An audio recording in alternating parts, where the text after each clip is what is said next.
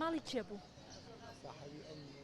مڵکە دوکانەکەی بچوو بوو؟ لە نێو خان و حوجرا ڕووخاوەکەی نەجمەدینی مەلاین لە شەقامی سابونکەران کە بە کەشتی نۆح ناسراوە. ئەم هاوڵاتیە چیرۆکی سەردەمی منداڵی خۆی دەگێڕێتەوە کە لە شەقامەکە خەڵکی بینیوە چووەتە نێو حوجرەکەی مامۆستا نەجمەدین و فێری خوێندەواری کراون. وەستا جەلال دەژڵێت هەر کەسێکیش هەژار بوایە مامۆستا نەجمەدین بێ بەرامبەر وانەی پێدەوتەوە کە نزیکەی 7,000 کەسی فێری خوێندەواری کردووە و ژمارێکی تریشی فێری زمانی فارسی کردووە. لەو شوشەوانەیە هەتا ئەوێ دوکانی ئەو دوو دوکان و لێگرابوو بەدەڕاوە ئەتر خۆی لە ناوێ هەر ئەژیا نانیە خواردنیە بوو تەلەبەی هەبوو تەلەبەی مناڵ نا تەلەبەی گەورە پیا و خەڵکی شارەکە هاتن لێرە دەرزیانە کرد بە پارە بوو بە یارمەتی مویمە و دەرزی و پیان هەمووشیان فێر بوون لەوانێ من نەز ئاگام لێلەوە ئەم کابرایە تر بۆ خۆی لێ ئەژیا تا کونێ ئەمری خوایشی کردوەخۆ هەر لە دوکانەکەیە بوو پشیلێکشی هەبوو پشیلەکەتر هەبوو بە ڕەفیقی ئەتر لە شوێک ئەمریخوای و کەس پێی نەزیێت تا 4 ڕۆژ.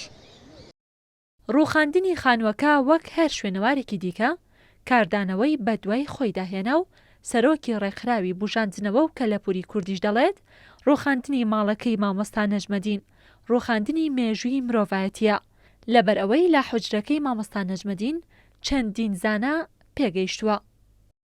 بەداخ و پەژارێکی زۆرەوە ئەم شوێنەوارانە ئەم خانوە مێژوانەکە ڕوخێن تەنها مێژووی ئێمەی کوردنین مێژووی مرۆڤایەتین و چەنەها دکتۆر و زانای گەورە لەو حوجرەیە پێگەشتون.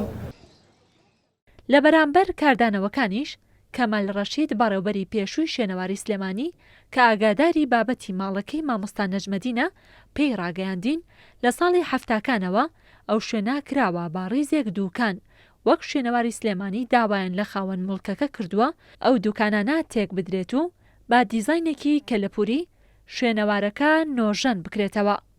لیژنەی پلان لە ئەنجومەنی پارێزگای سلێمانیش بە دوواداچوون بۆ ڕووخانی شوێنە کەلەپوریەکە دەکات. تەنانەت پێچەوانی تۆ ڕووخاندنی شوێنەوار و توراسی خۆتە هەر میلەت و گەلێک خۆ مێژۆخی لێ بکەیت تۆ چێمێنێتەوە بەداخەوە ئێمە ئەنجومەنی پارێزگا لە ڕاستیە ئەوەی بە دوواداچوونمان بۆ کورۆ ئێرە بە ڕەزامەندی لایەنی پەیوەندیدار ڕوخێنراوە.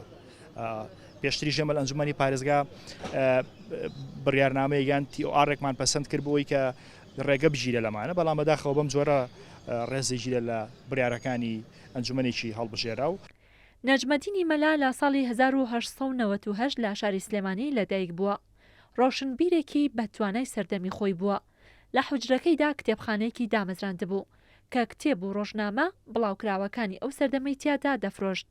لە 21 نیسانی ساڵی 1962 لە شاری سلێمانی هەر لە حوجرەکەی خۆیدا و بەبێ کەسی کۆچی دوایی کرد و لە سەروەسیەتی خۆی تەرمەکەی لە چێ ئەزمار بە خاک سپێردرا. ڕێزان محەممەد، کورسان نیوز، سلێمانی.